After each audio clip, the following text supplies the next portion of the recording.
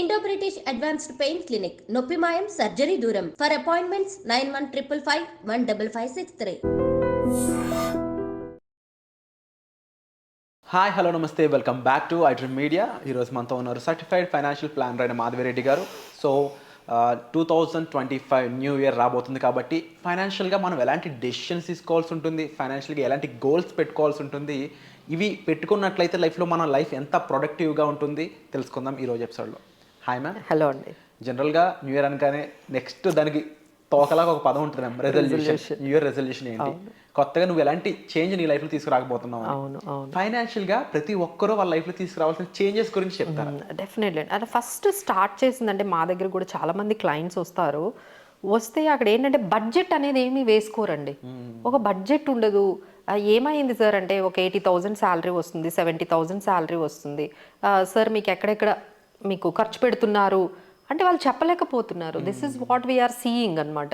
Why don't you start making a budget అంటే మీరు ఎక్కడెక్కడ ఖర్చు పెడుతున్నారో అవన్నీ కూడా ఇప్పుడు చాలా యాప్స్ వచ్చాయి, మీకు మొబైల్లో చాలా ఇప్పుడు ఫెసిలిటీస్ వచ్చాయి. సో మీరు ఇప్పుడు అంతా కూడా మనం ఆన్లైన్లోనే పేమెంట్ చేస్తున్నాము. So everything will be there, right? So ఎంత టైం పడుతుంది మీకు? చాలా తక్కువ టైం పడుతుంది. సో ఒకసారి కూర్చొని మీరు ఎవ్రీ వీక్ కానీ ఎవ్రీ డే కానీ మీరు స్పెండ్ చేసింది, ఈరోజు ఎంత స్పెండ్ చేసాం, మనకి ఎంత ఇన్కమ్ వచ్చింది, ఫైనల్గా మనము సర్ప్లస్లో ఉన్నామా డెఫిషిట్లో ఉన్నామా ఆ విషయం కూడా తెలియట్లేదండి ఎవరికి. సో అన్నెసరీ కొంతమంది ఏంటంటే ఎక్స్పెండిచర్ చేసేయడము, మనీ వస్తుంది కదా అని ఎక్స్పెండిచర్ చేసేయడము, తర్వాత ఏమి సేవింగ్స్ చేయకపోవడము. సో స్టార్టింగ్ మనం ఏదైనా రెజల్యూషన్ అనుకుంటే బడ్జెట్ ప్రిపరేషన్ అనే దాంతో స్టార్ట్ చేయాలి. మనం ఒకసారి కూర్చోవాలి, మనకి ఎంత ఇన్కమ్ వస్తుంది, అది ఎక్కడెక్కడ ఖర్చు పెడుతున్నాం. ఖర్చు పెట్టడం తప్పు కాదండి, ఇక్కడ ఖర్చు ఎక్కడ పెడుతున్నావు మీకు తెలియకపోవడం తప్పు. మీకే తెలియదు. నేను అడుగుతూ ఉంటా, సార్ ఎక్కడ అయింది సార్, ఇంకా మీరు 30,000-40,000 చెప్తారు, ఇంకో 20,000 చెప్పరు. ఏమైంది సార్ 20,000 అంటే, ఏమో మేడం నేను నోట్ చేసుకోలేదు, ఎక్కడికి వెళ్తుందో నాకే అర్థం కావట్లేదు. సో ముందు ఇందులో నుండి బయటికి రావాలండి. మనం ఖర్చు పెడుతున్న ప్రతి దానికి అక్కడ ఒక నోట్ అనేది పెట్టుకొని, ఓకే ఇది తర్వాత నెక్స్ట్ నిజంగా మనం ఈ ఖర్చు పెట్టిందంతా ఏమైనా పనికొచ్చింది, ఏమైనా ఎంతవరకు మనము ప్రొడక్టివ్గా మనం ఖర్చు పెడుతున్నాం, ఇందులో ఎంత వేస్టేజ్ అవుతుంది అనేది మీకు తెలియాలి అంటే అసలు ముందు ప్రిపరేషన్ ఉండాలి కదా. సో ఈ రోజు నుంచి మీరు ఏం చేస్తారంటే ప్రతిదీ ఒక బడ్జెట్, మనకు వచ్చిన ఇన్కమ్, మనకు వచ్చిన ఎక్స్పెండిచర్ టాలీ అవ్వాలి. ఇప్పుడు ఏంటంటే ఇక్కడ ఎక్కడ టాలీ అవ్వదు వాళ్ళకి. ఒక 30,000-40,000 ఏమైందో కూడా వాళ్ళకే తెలియదు. అలాంటి సిచ్యువేషన్లో అందరూ ఉన్నారు. So that we can correct it. And second one ఏంటంటే సేవ్ అనేది కొంచెం ఇంక్రీజ్ చేస్తూ ఉండాలండి. సేవింగ్స్ అనేది ఇప్పుడు మీరు చూస్తున్నారు కదా. So lot of uncertainties. Me personal లైఫే చాలా అన్సర్టైన్గా ఉంటుంది. మీ పర్సనల్ లైఫ్లోనే ఏమవుతుందో తెలియదు. నెక్స్ట్ మీ ప్రొఫెషనల్ లైఫ్ ఇంకా అన్సర్టైన్గా ఉంది. సో ఈ రోజు ఇలా ఉంది ఈ ప్రొఫెషన్, నెక్స్ట్ ఇంకెక్కడ చేంజెస్ వెళ్తున్నాము, ఎక్కడికి వెళ్తున్నాము. So these are all making us to save more. మీకు వస్తున్నప్పుడే ఇన్కమ్ని మనం ఎంత ఎక్కువగా సేవ్ చేసుకుంటే, మనం ఇన్వెస్ట్మెంట్స్ అవన్నీ కూడా స్టార్ట్ చేసుకుంటే దట్ విల్ బికమ్, మీకు ఇలాంటి సిచ్యువేషన్స్, అన్సర్టైన్ సిచ్యువేషన్స్ వచ్చేటప్పుడు మీకు ఆ అమౌంట్ అనేది ఉపయోగపడుతుంది. So when you or break, మీరు ఒక 2-3 months ఆఫీస్ నుంచో లేకపోతే మీ ఇన్కమ్ అనేది ఆగిపోయింది, ఎట్లా సర్వైవ్ అవుతారు? అంటే సర్వైవ్ అంటే ఇప్పుడు జనాలందరికీ ఎట్లా అలవాటు అయిపోయిందంటే credit card. Is a credit card is a survival? No, it is not. అదేం చేస్తుందంటే మిమ్మల్ని కంప్లీట్గా ఒక డెట్ ట్రాప్లోకి తీసుకెళ్ళిపోతుంది. అన్సర్టనిటీస్ అనేది ప్రతి లైఫ్లో వస్తాయండి. మాకు రావు అనుకోవడం చాలా wrong. Any one's life the things will come. కొన్ని అన్సర్టనిటీస్ అంటే హెల్త్ కండిషన్స్ మీకు బాగోకపోవచ్చు, ఫ్యామిలీలో ఏదైనా ఈవెంట్స్, బ్యాడ్ ఇన్సిడెంట్స్ జరగవచ్చు, మీ కెరియర్లో బ్రేక్ రావచ్చు, లేదు ఒక 2 months శాలరీ రాకపోవచ్చు, చిన్నవైనా జరుగుతాయి కదా. So all these things might happen. But మనం ఎంత ప్రిపేర్డ్గా ఉన్నాము, so are we prepared for these kind of uncertainties. So అలా మనం ఆలోచించుకుంటే definitely we have to create some emergency ఫండ్ని. ఒక 2 months, ఒక 3 months మీ ఎక్స్పెన్సెస్ ఎంత అవుతాయో దాన్ని ఎక్కడైనా పెట్టి మర్చిపోండి. So that you can utilise for the emergencies ఏదైనా. లేదు అంటే ఏం చేస్తున్నారు, అందరూ కూడా క్రెడిట్ కార్డ్ యూజ్ చేస్తున్నారు. సో ఆ క్రెడిట్ కార్డ్ మీద ఇంకా ఆ క్రెడిట్ కార్డ్ తర్వాత ఇంకా యాప్స్కి కూడా వెళ్ళిపోతున్నారండి. ఇప్పుడు వచ్చిన మా క్లయింట్స్ అందరూ ఏంటంటే యాప్స్లోకి వెళ్ళిపోయి అక్కడి నుంచి కూడా, అదైతే హయ్యర్ ఇంట్రెస్ట్ కదా. Credit card almost 36%. అంటే మీరు 1,00,000కి 3,000 ఇంట్రెస్టే కడుతున్నారు. చాలామంది ఏమనుకుంటున్నారంటే క్రెడిట్ కార్డులో ఈఎంఐ కడితే ప్రిన్సిపల్ కూడా కట్ అవుతుంది. అక్కడ ప్రిన్సిపల్ మీరు ఏం కట్టట్లేదండి, ఓన్లీ వాళ్ళు ఇంట్రెస్టే తీసుకుంటున్నారు మీ దగ్గర. మినిమం అంటే ఏంటి, మీ ఓన్లీ ఇంట్రెస్ట్ 3000 4000 తీసుకుంటారు, మీ ప్రిన్సిపల్ అలానే ఉంటుంది. మళ్ళీ మీరు యాడ్ చేశారంటే అది ఇంకా బర్డన్గా అయిపోతుంది. So again you are converting into personal లోన్గా దాన్ని కన్వర్ట్ చేసి ఇలా అంతా మెస్ చేసేస్తున్నారు. సో ఈ మెస్ అనేది ఎక్కడి నుండి స్టార్ట్ అవుతుంది మీ లైఫ్లో? ఒక్క ఇన్సిడెంట్ని మీరు హ్యాండిల్ చేయలేక ఇక మిస్టేక్ బై మిస్టేక్ చేసుకుంటూ అలా అంటే అన్రిజాల్వ్డ్ సిచ్యువేషన్లోకి వెళ్ళిపోతున్నారనమాట. సో ఈ సిచ్యువేషన్ అనేది ప్రతి ఒక్కరికి లైఫ్లో చాలా కామన్ అండి. అప్స్ అండ్ డౌన్స్ వస్తూ ఉంటాయి. సో దానికంటూ మనం ఎంత ప్రిపేర్డ్గా ఉన్నామో ఆ అన్సర్టనిటీస్ వాటికి అనేది మనం ఒకటి ఆలోచించుకోవాలి. That is the second resolutions what we need to take is, మీకు ఎంత వీలైతే అంత సేవింగ్స్ అనేది చేయడం and well prepared for these kind of uncertainties. తర్వాత చాలామంది ఏమనుకుంటారంటే హెల్త్ ఇన్సూరెన్స్ ఆర్గనైజేషన్ది తీసుకుంటారు. అది చాలు, మా ఆర్గనైజేషన్లో 2 లక్షలు ఇస్తున్నారు, 3 లక్షలు ఇస్తున్నారు, అది చాలు అనుకుంటున్నారు. బట్ మీరు ఆర్గనైజేషన్లో ఒకసారి బ్రేక్ తీసుకున్నప్పుడు ఏదైనా జరిగితే who will responsible for that? So ఇలాంటప్పుడు మనం ఓన్లీ ఆర్గనైజేషన్ మీదే మొత్తం మనం అంతా వదిలేయకుండా మీరు కూడా మీ ఫైనాన్సెస్ని కంట్రోల్ చేసుకుంటూ మనకంటూ ఒక పర్సనల్ హెల్త్ ఇన్సూరెన్స్ ఉందా లేదా, కనీసం ఒక 5 lakhs అండి మినిమం అయినా తీసుకోండి. పోనీ ఎక్కువ తీసుకోకపోతే మీకు ఎంత వీలైతే అంత తీసుకుంటే ఏమవుతుందంటే ఈ 50,000 60,000 ఏదైతే మీ హెల్త్ ఇష్యూస్ వల్ల మీకు ఖర్చు అయిందో అవన్నీ కూడా వాళ్ళు కవర్ చేస్తారు. So nowadays it becomes very expensive కాబట్టి సో అది కూడా మీరు ఆలోచించాలి. సో నెక్స్ట్ వన్ ఏంటంటే ఇన్వెస్ట్మెంట్స్. సో ఎవరికైనా ఇన్వెస్ట్మెంట్స్ పెట్టి రిటర్న్స్ క్యాలిక్యులేట్ చేసుకుని ఆ రిటర్న్స్ ఎక్కువగా తీసుకొని మళ్ళీ వాళ్ళ గోల్స్ని రీచ్ అవ్వాలని, that is everyone's dream. మనకు కొన్ని డ్రీమ్స్ ఉంటాయి. సో అవి ఫుల్ఫిల్ చేసుకోవాలి అంటే we have to do certain savings and investments. అంటే మన దగ్గర చాలామంది ఏంటంటే సేవింగ్స్ దగ్గరే ఆగిపోతున్నారు. First you need to understand, is there any difference between savings and investments? Yes, there is a difference. Savings అంటే ఏంటంటే మామూలుగా మీరు సర్ప్లస్ అంటే మీకు వచ్చిన ఒక 1 lakhలో 50,000 ఖర్చు పెట్టి 50,000 పెట్టేస్తే దాన్ని సేవింగ్స్ అంటారు. మళ్ళీ ఆ 50,000 1 lakh అయ్యేటట్టు ఎట్లా చేయాలి? So that is what is investments comes with a risk అండి. సేవింగ్స్లో రిస్క్ ఉండదు, అంతే ఈ రెండింటికి డిఫరెన్స్. సేవింగ్స్లో రిస్క్ ఉండదు, ఇన్వెస్ట్మెంట్లో రిస్క్ ఉంటుంది. ఇక్కడ ఎప్పుడైతే రిస్క్ ఉంటుందో మీకు రిటర్న్ కూడా హయ్యర్ రిటర్న్ వస్తుంది. So anywhere what we're suggesting, ఇప్పుడున్న మన సిచ్యువేషన్కి మీకు ఎక్కడ ఇన్వెస్ట్మెంట్ పెట్టినా ఒక్కసారి ఆలోచించండి, 12 to 15% అయితే రావాలండి.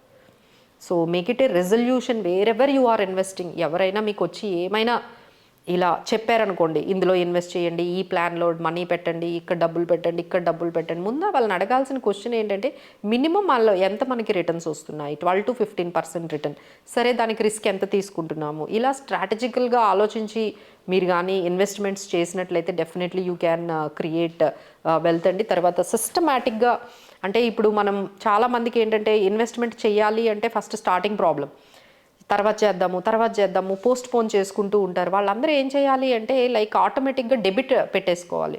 సో దీనివల్ల ఏమవుతుంది అంటే మనకి ఆటోమేటిక్గా డెబిట్ అయిపోతుంది అనుకోండి. మీ శాలరీ రాగానే 5th మనము ఆటో డెబిట్ పెట్టుకున్నాం అనుకోండి, అందులో 10,000 వెళ్ళి సేవింగ్స్లోకి వెళ్ళిపోతుంది.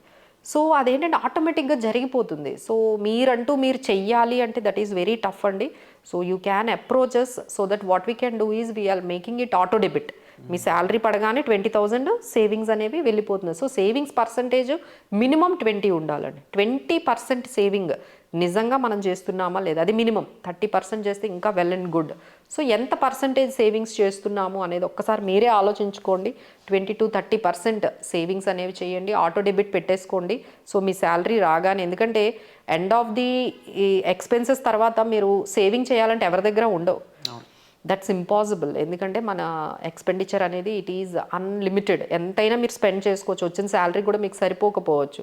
So it's not about the income you are earning, it is about how much you are saving matters. మీకు 25,000 శాలరీ వచ్చినా సేవ్ చేయొచ్చు, 1 lakh శాలరీ వచ్చిన వాళ్ళు కూడా ఏమి చేయలేకపోవచ్చు. సో వాళ్ళకి 1 lakh వస్తుంది కానీ వీళ్ళు ఏం చేయరు. ఈ 25,000 వచ్చిన వాళ్ళు 2,000 కూడా చేస్తారు. సో ఇట్స్ ఆల్ అబౌట్, అందరూ ఏమంటారంటే మేడం మా ఇన్కమ్లు ఏమున్నాయి, తక్కువ ఇన్కమ్లు కదా, మేము ఏం చేయగలము. It is not about the income అంటే అసలు మీ ఇన్కమ్ని ఎంతో మర్చిపోండి, అందులో ఎంతో కొంత చేసాము. సేవింగ్స్ అనేది, ఇన్వెస్ట్మెంట్స్ అనేది ఇంపార్టెంట్. దానికి మనం ఏంటంటే ఎస్ఐపీస్ ద్వారా ఆటో డెబిట్ పెట్టేసుకుంటే it will be a sorted out solution అనేది మీకు అయిపోతుందండి. ఇంకా నెక్స్ట్ అయితే ఈ 2020 లాస్ట్ 3 years నుంచి మన ఎక్స్పెక్టేషన్స్ చాలా హై అయ్యాయి రిటర్న్స్. అంటే 20-30% రిటర్న్స్. బట్ ఈ 2025లో మీరు కొంచెం మోడరేట్ చేసుకోవాలి. అంత రిటర్న్స్ అయితే మేము ఎక్స్పెక్ట్ చేయట్లేదు 2025లో. ఈక్విటీలో మీరు కానీ ఇన్వెస్ట్ చేస్తున్నట్లయితే మీకు అంత ఎక్స్పెక్టేషన్స్ అయితే సరిపోవండి, ఎందుకంటే this year it will get moderate. మీరు అనుకున్న 20-30% లాస్ట్ 3 ఇయర్స్లో వచ్చినట్టయితే ఈ ఇయర్లో అయితే మీకు రావు. అండ్ ఈ ఇయర్ అయితే ఇంకొంచెం 2024 వెరీ మచ్ వాలటైల్.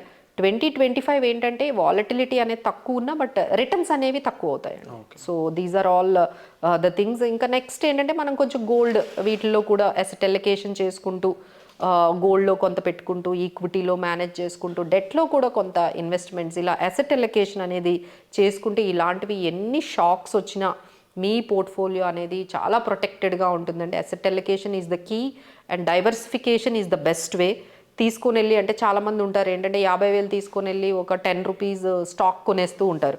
మనకు ఒక 5,000 స్టాక్ వస్తుంది కదా అని మొత్తం తీసుకొని వెళ్ళి ఒకటే కంపెనీలో 1 lakh రూపీ తీసుకొని వెళ్ళడం, ఒకే కంపెనీలో పెట్టడము, ఆ చిన్న చిన్న స్టాక్స్ తీసుకోవడం, వీటి నుంచి కొంచెం డేంజర్ అండి. ఇవి కొంచెం అన్లిస్టెడ్ షేర్స్, ఈ చిన్న చిన్న స్మాల్ క్యాప్స్ డైరెక్ట్గా స్టాక్స్ కొనడం అనేది. So we have very much other solutions like మనకి స్మాల్ క్యాప్స్ ఇవన్నీ కూడా మ్యూచువల్ ఫండ్స్లో ఉన్నాయి. సో అందులో మీకు కావాలి అనుకుంటే స్మాల్ క్యాప్ ఫండ్స్ తీసేసుకోండి instead of taking the small cap stocks directly. So these are all the things what we can do. అంటే ఇప్పుడు 2023 ఇయర్ ఆఫ్ మనీ అన్నాం మేము. బాగా సంపాదించారండి 2023లో. ఎవరు ఎక్కడ ఇన్వెస్ట్ చేసినా బాగా వచ్చింది. అది గోల్డ్ కానీ, రియల్ ఎస్టేట్ కానీ, లేకపోతే ఈక్విటీ కానీ. 2024 ఏంటంటే వాల్టిలిటీ ఎక్కువ కనిపించింది. కొంతమంది సంపాదించారు, కొంతమంది సంపాదించలేదు. మీరు అసెట్ అలొకేషన్ అనడానికి ఈ ఇయరే బెస్ట్ ఎగ్జాంపుల్ అని చెప్పారు. అవునండి, కొన్ని బాగా వచ్చాయి, కొన్ని అయితే చాలా మందికి నెగిటివ్ వచ్చింది. ఇక 2025 అయితే very complex and it is going to be very tough for everywhere. So need of financial ప్లానర్ని అయితే ఎస్పెషల్లీ మేమైతే అదే రికమెండ్ చేస్తున్నాం అండి. రెజల్యూషన్ ఏంటంటే ఒక్కసారి వెల్త్ చెకప్ అనేది చేయించుకోవాలి. అంటే మనము హెల్త్ చెకప్ చేయించుకుంటాం కదా, నేను కూడా ఎవ్రీ ఇయర్ ఒకసారి వెళ్ళి అన్ని మనం అందరం కూడా టెస్టులు చేయించుకుంటాం. Every one should do it. అలానే మనం వెల్త్ చెకప్ కూడా చేయించుకోవాలండి. That will not cost you much. ఇప్పుడు ఎట్లా అయితే అది 3,000-4,000 పెట్టి మనం కంప్లీట్ హెల్త్ చెకప్ ఎలా అయితే చేయించుకుంటున్నామో అలానే ఒక 3,000 అయినా ఎంతైనా ఖర్చు పెట్టండి. కంప్లీట్ వెల్త్ చెకప్ చేయించుకోండి. మీరు ఇంతవరకు ఏమేమి ఇన్వెస్ట్మెంట్స్ చేశారు, 2025లో ఎలా చేయబోతున్నారు, ఇలా పర్సనలైజ్డ్గా మీరు ఒక ఫైనాన్షియల్ ప్లానర్తో కూర్చొని మీకున్న సిచ్యువేషన్స్ అన్నీ కూడా వాళ్ళకి కానీ చెప్పినట్లయితే they will give you the best solution. ఇప్పుడు మేము చెప్పినవన్నీ ఏంటంటే జనరల్గా ఉంటుంది, అది మీకు సూట్ అవ్వచ్చు, సూటబుల్ కాకపోవచ్చు. సో మనం ఏం చేయాలంటే ఒక ఎక్స్పర్ట్తో ఒక ఫైనాన్షియల్ కన్సల్టేషన్ ఒకటి ఫిక్స్ చేసుకొని వాళ్ళ టైం తీసుకొని మనము మనకున్న సిచ్యువేషన్స్ అన్నీ చెప్తే they will guide you the better. ఎట్లా చేసుకోవాలి, ఏం తీసుకోవాలి, ఏం తీసుకోకూడదు. చాలామందికి ఇల్లు కొనుక్కోవాలా, రెంట్లో ఉండాలా, 2025లోనైనా ఇల్లు కొనుక్కుందాము, ఇలాంటివి చాలా ఉంటాయి. బట్ కార్ తీసుకుందాము, తీసుకోవాలా వద్దా, దేర్ ఆర్ మెనీ కన్ఫ్యూజన్స్ ఉంటాయండి. దానికోసం మనకు క్లారిటీ రావాలి అంటే బెటర్ యూ సిట్ విత్ వాళ్ళు. మేము కానీ మీకు కొంచెం బెటర్ అడ్వైజ్ ఇస్తాము. ఎందుకంటే financial decisions are very very important. So అవి మీరు ఓన్గా ఎక్స్పర్ట్తో మనం సంప్రదించకుండా తీసుకుంటే అది ఏమైనా రాంగ్ అయిందనుకోండి ఆ decision, you cannot take it back. అది ఇల్లు కానీ, లేకపోతే కార్ కానీ, లేకపోతే ఏదైనా పర్సనల్ లోన్స్ కానీ, లేదు అంటే మనకి ఈ ఇన్సూరెన్స్ ప్లాన్స్ కానీ, ఇలాంటివన్నీ కూడా చాలా డెసిషన్స్ తీసేసుకుంటాము. బట్ ఏదైనా డెసిషన్ తీసుకునే ముందు ఒక్కసారి ఇది మంచిదా కాదా అని ఒక ఎక్స్పర్ట్ డెసిషన్ తీసుకొని తర్వాత మీరు వినిన తర్వాత మీరు ఏం చేయాలో అది చేయొచ్చు. But first listen what they are telling about your finances, whether it is correct or not about your financial decision. That would be the good resolution అండి. సో ఎప్పుడైనా మనం ఫైనాన్షియల్ డెసిషన్ తీసుకునేటప్పుడు ఒక్కసారి వాళ్ళ దగ్గరికి వెళ్ళి వాళ్ళ ఎక్స్పర్ట్ ఒపీనియన్ తీసుకుంటే బాగుంటుంది. Wonderful ma'am. సో పూర్తి వివరాలు అనేవి మ్యామ్ చెప్పడం జరిగింది ఈ ఎపిసోడ్లో. ముఖ్యంగా ఫైనాన్షియల్ చెకప్ అనేది చాలా ఇంపార్టెంట్ అండి. ఎందుకంటే దాన్ని బట్టి మనం ఎటువంటి సిచ్యువేషన్లో ఉన్నామో, ఎటువంటి సిచ్యువేషన్లో ఉండాల్సి ఉంటుంది, మన గోల్స్ ఏంటి, అవి మీట్ అవ్వగలమా అవ్వలేమా, అవ్వాలంటే ఏం చేయాలి, ఇలా ఒక హోల్ సినారియో మీద మనకు ఒక గ్రిప్ అనేది వస్తుంది. దాన్ని బట్టి మనకి క్లియర్ ఫైనాన్షియల్ వ్యూ అనేది ఏర్పడడం జరుగుతుంది. సో దానికోసం మీరు డిస్ప్లే అవుతున్న నెంబర్స్ కాల్ చేసి ఇమీడియట్గా ఈ వెల్త్ చెకప్ కోసం మీరు అపాయింట్మెంట్ అనేది బుక్ చేసుకోవచ్చు. సో వచ్చే ఎపిసోడ్లో మళ్ళీ కలుద్దాం. Thank you so much ma'am. Thank you.